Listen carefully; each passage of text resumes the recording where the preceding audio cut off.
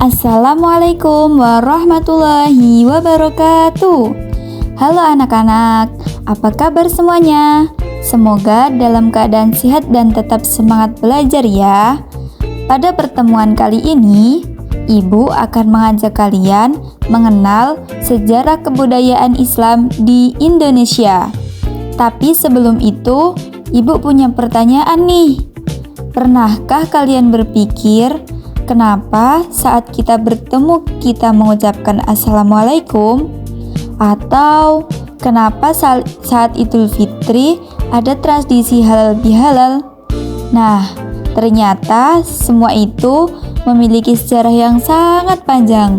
Yuk kita coba cari tahu bersama. Tahukah kalian, budaya Islam ternyata sangat dekat dengan kehidupan kita.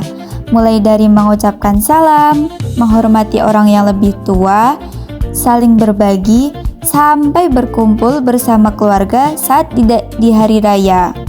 Mungkin kita semua sudah sering melakukannya, tetapi belum tentu kita semua mengetahui dari mana asal kebiasaan tersebut. Nah, melalui materi kali ini, kita akan memahami bagaimana budaya Islam menjadi bagian dari kehidupan masyarakat di Indonesia. Sekarang kita masuk ke pembahasan mengenai awal masuknya Islam ke Indonesia. Islam masuk ke Indonesia melalui jalur perdagangan. Pada masa itu, banyak pedagang Muslim dari berbagai wilayah datang ke pelabuhan-pelabuhan di Nusantara untuk berdagang. Namun, mereka tidak hanya membawa barang dagangan, mereka juga membawa nilai-nilai Islam dalam kehidupan sehari-hari. Para pedagang Muslim dikenal sebagai pribadi yang jujur, ramah, amanah, serta menghormati masyarakat setempat. Sikap baik tersebut membuat masyarakat tertarik untuk mengenal Islam lebih dekat. Lambat laun, terjadilah interaksi antara pedagang Muslim dengan masyarakat lokal, sehingga terjadi pertukaran budaya. Yang menarik lagi, proses penyebaran Islam dilakukan secara damai. Para ulama menggunakan seni, adat istiadat, dan budaya lokal sebagai media dakwah tanpa menghilangkan tradisi yang sudah ada. Karena pendekatan yang bijaksana tersebut, Islam dapat diterima dengan baik oleh masyarakat.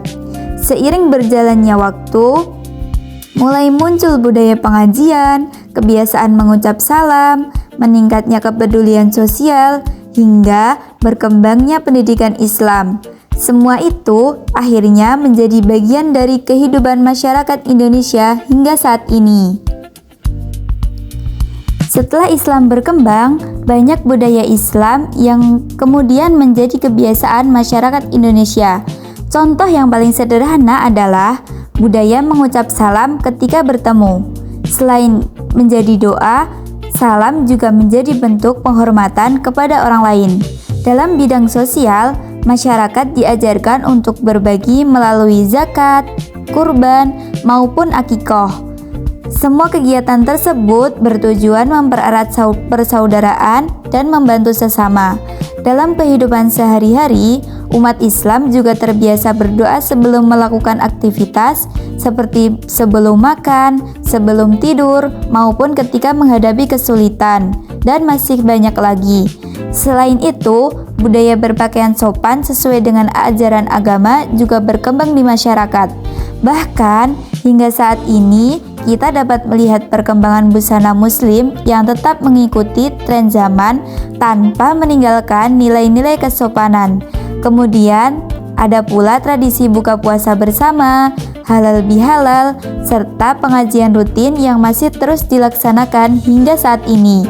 Hal ini menunjukkan bahwa budaya Islam tidak hanya berkaitan dengan ibadah, tetapi juga mempererat hubungan sosial di tengah masyarakat. Kalau berbicara tentang penyebaran Islam di Pulau Jawa, tentu kita tidak boleh melupakan Wali Songo. Mereka adalah 9 ulama yang menyebarkan Islam dengan cara yang damai. Mereka menggunakan seni, budaya, dan kegiatan sosial sebagai media dakwah.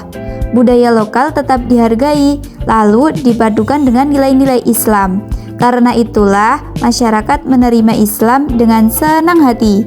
Selain itu, Wali Songo juga mendirikan pesantren sebagai pusat pendidikan Islam.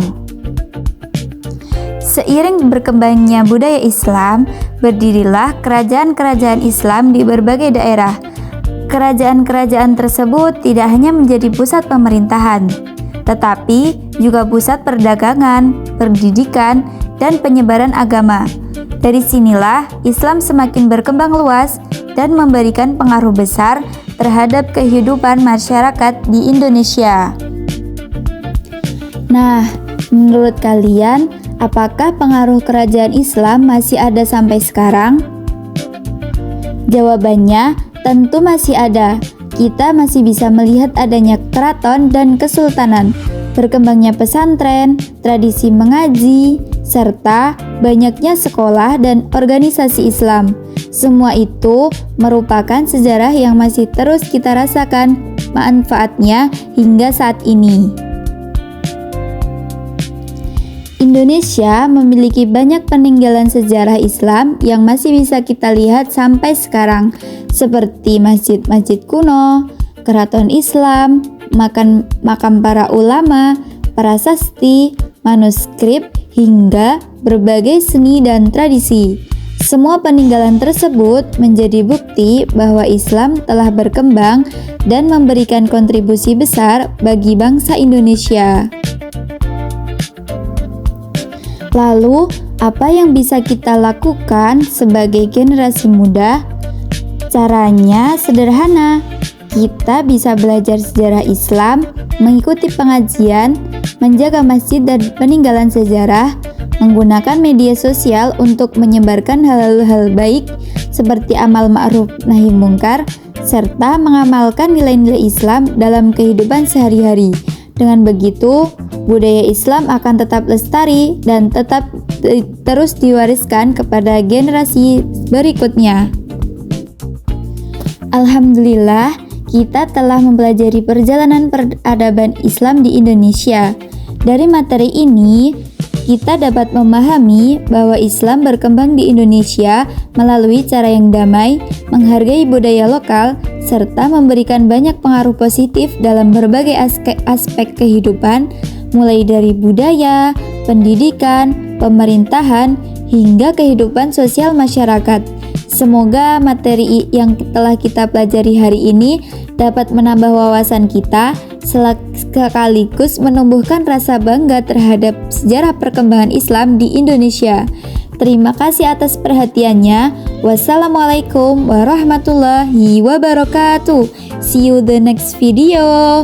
Bye bye.